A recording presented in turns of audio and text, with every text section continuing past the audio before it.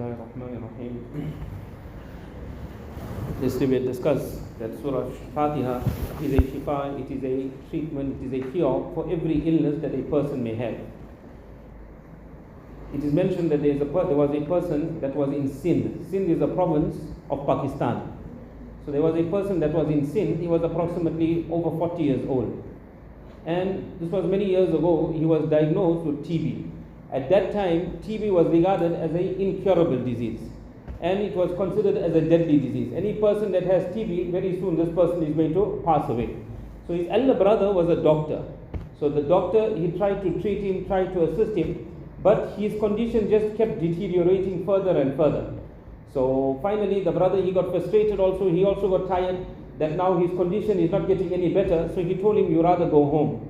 And he said, there's no need for you to take treatment also any longer. And whatever you want to eat, you may eat whatever you want to eat. So he was left in that condition. He left and he went away home. When he went home, one day he was sitting depressed, worried a little bit that very soon I'm going to pass away. And he met his wife.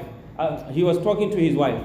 So as he was talking to his wife, he tells his wife that this is what my brother has said, that very soon I'm going to pass away and I can eat whatever I want to eat. There is no treatment for me as well. So the wife said, okay, no problem, that I will show you the treatment and I will show you the cure to this illness.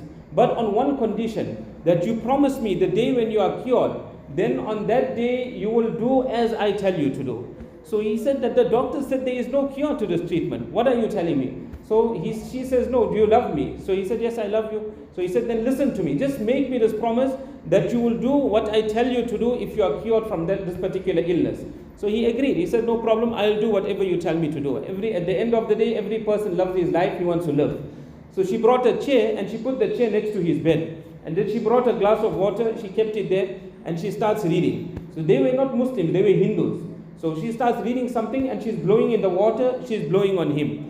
And after blowing on him, then she took some water and she gave him to drink. So he drank that water. And whenever he was thirsty thereafter, she gave him water to drink and he drank the water. So she was Aryan Hindu. And the Vedas she had studied from cover to cover. Her father was a staunch Hindu himself. So he thought that perhaps she read something from their kitabs, from their books, and she blew on me. So after some time, the husband, he started recovering. All of a sudden he got up and he started walking. So when he started walking, then mashallah, they were impressed that he's already moving. Then after a little while, after another week or so, they found he started running on errands. So he was improving even further. Then on the third week, he started going to his business. And in the fourth week, he was absolutely perfect. There was nothing wrong with this person whatsoever. So when they saw that there's nothing wrong, they said, let's send him for another test to the laboratory.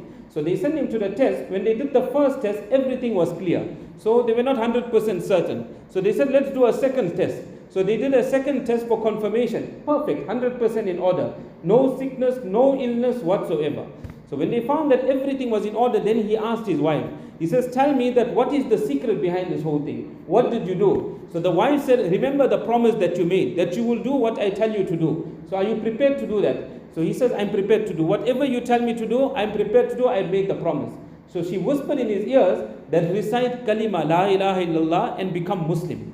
So he said, what are you saying? What are you saying to me? So he said, no. She said, recite kalima, recite la ilaha illallah, and become a Muslim.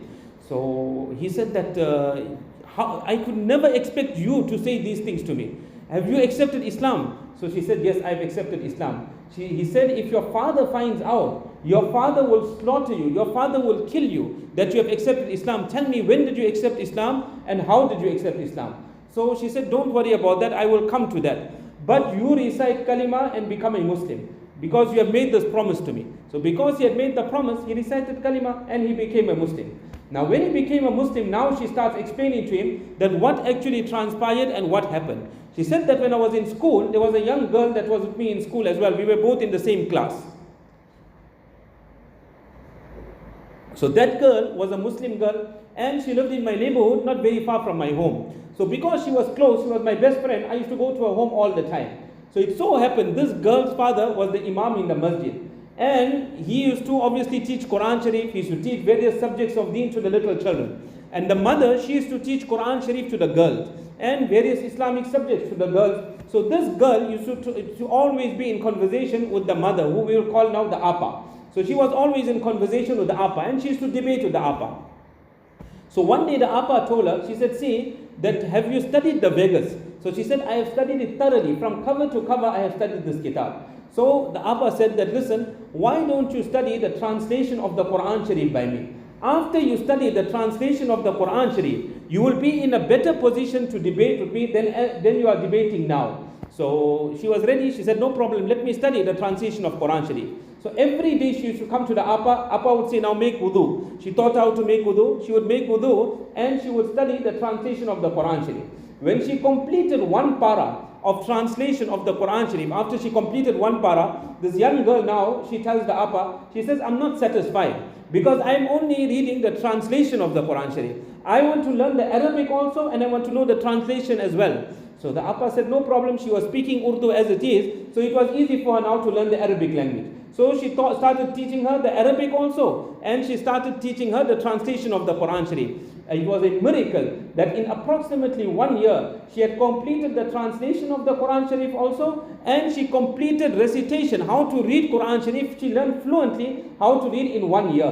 When she had completed learning how to recite Quran Sharif and the translation of the Quran Sharif, now the Appa asked her, she said that, now tell me, do you have any doubts about Islam? So she said, definitely, there is no kitab in the world that is like the Quran Sharif. And the Vedas, this is absolutely nothing in comparison to the Quran Sharif. What a kitab the Quran Sharif is. So the Appa said, so then she tells the Appa herself, she said that make me recite Kalima. She recites Kalima and she becomes a Muslim there and then. We'll continue from this point, inshallah.